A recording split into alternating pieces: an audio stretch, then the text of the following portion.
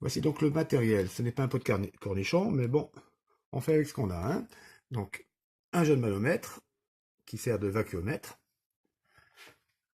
un pot de fleurs sur lequel j'ai mis un couvercle PVC, hein, confection maison, c'est des planches de PVC extrudées, avec un joint silicone.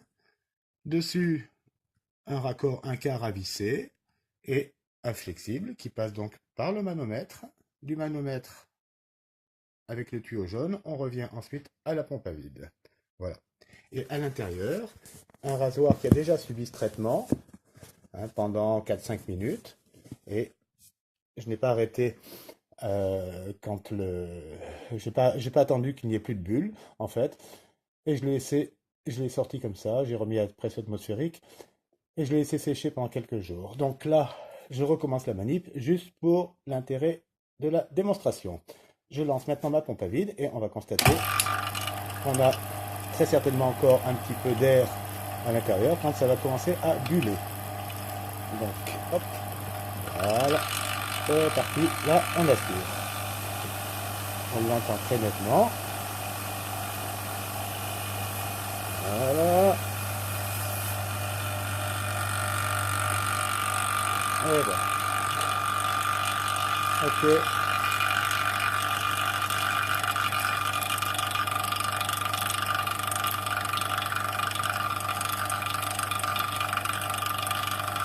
Donc, étant donné qu'on crée le vide, on absorbe tout l'oxygène et toutes les parties volatiles qui sont dans le bocal, et aussi bien sûr tout l'air et l'oxygène qui se trouvent emprisonnés à l'intérieur des chasses en bois. Là, c'est du genévrier.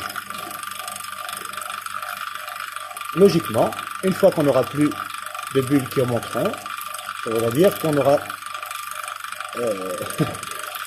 on n'aura plus d'air à l'intérieur des chasses et plus d'humidité non plus. Voilà. Et quand on va réouvrir, en fait, enfin couper le vide, casser le vide, à ce moment-là, c'est notre mélange huile de lin et essence de térébenthine qui vont aller là où il y a le vide, donc dans les corps creux. Je laisse travailler.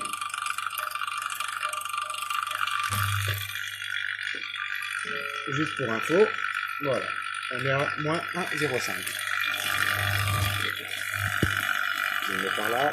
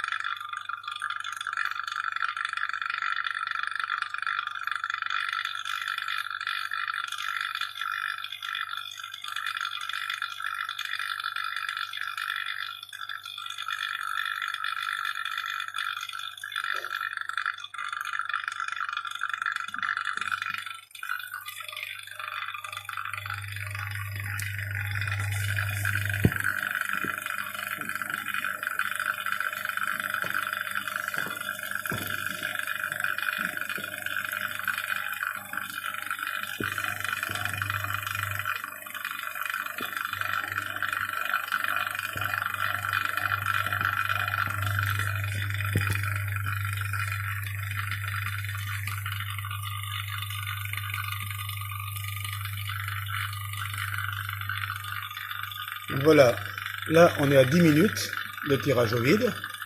On a encore de l'oxygène à l'intérieur. Le niveau de vide est pas mal quand même, hein. Donc ce que je vais faire maintenant, c'est que je vais couper ma pompe à vide. Voilà. Pour l'instant, je suis toujours dans le domaine du vide, mais ma pression va remonter tout doucement. Ce que je vais faire, désolé, c'est avec un téléphone, c'est pas évident. Voilà, et je vais ouvrir très légèrement et vous allez voir ce qui se passe là.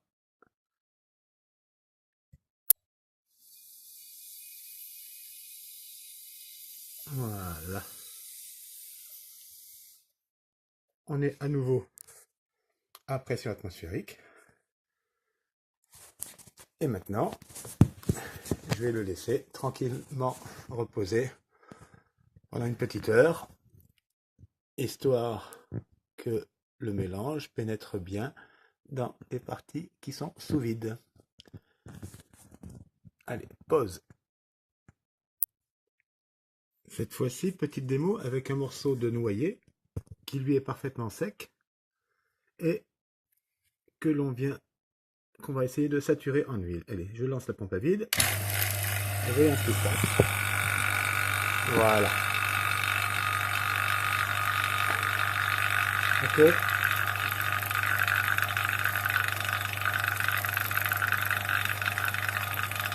Donc actuellement, tout l'oxygène qui est contenu dans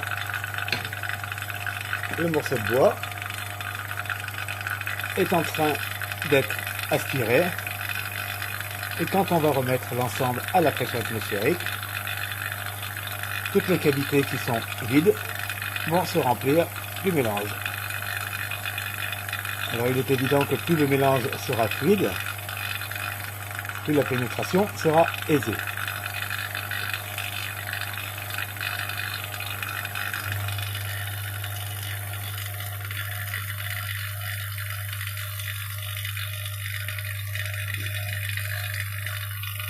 Pour ceux qui auraient des doutes, voilà, si j'arrête d'aspirer, je ferme ma vanne sur le manomètre.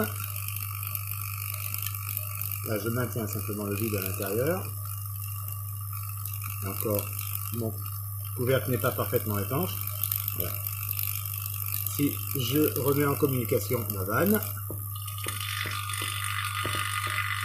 on entend bien sûr le bruit de la pompe qui change légèrement, et voilà, c'est reparti, on aspire encore.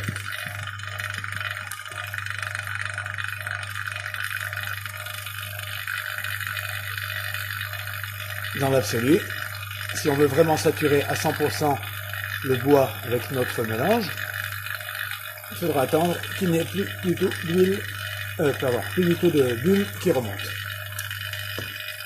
Voilà, à plus. Voilà maintenant la chasse saturée en phase d'égouttage et de séchage.